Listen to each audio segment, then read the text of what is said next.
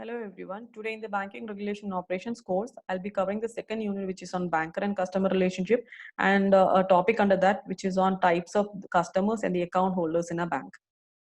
Yes, coming to the customer of a bank, right? The customer for a bank is a person who has some kind of account or similar relationship with a bank, and from this it follows that any person may become a customer by opening a savings deposit or a current account or having some kind of similar relationship with the bank. That means any customer who is holding an account with a bank, who has availed a loan from a bank or availing any kind of other general utility of the bank can be called as a customer for the bank. Okay, and account holders are one of the classifications of the bank customers. Right, coming to the type of account holders. So the account holders for a bank can be classified into different types based on the type of account they hold in the banks. Right, so the types of accounts that the banks offer to the various account holders can be classified into two major categories. One is demand deposits and the second one is term deposits.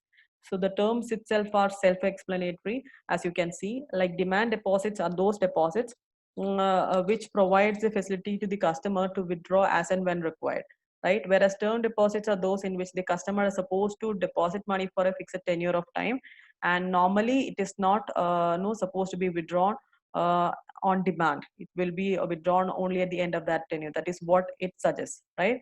So there are different categories of demand deposits or different kind of accounts which are no offered under demand deposit types for the customer. The first category of demand deposit is savings deposit account, and the second one is current deposit account.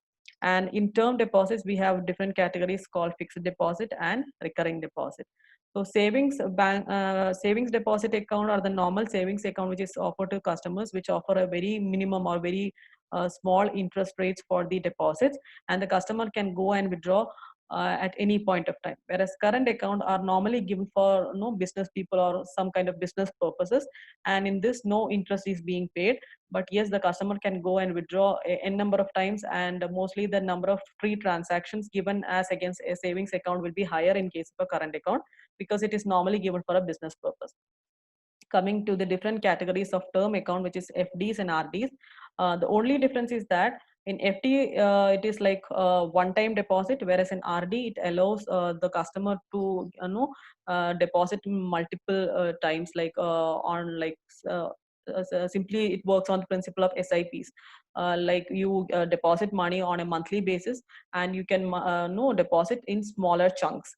So RD is another a typical example of making savings similar to FDs, where the customer cannot afford to make a single time deposit.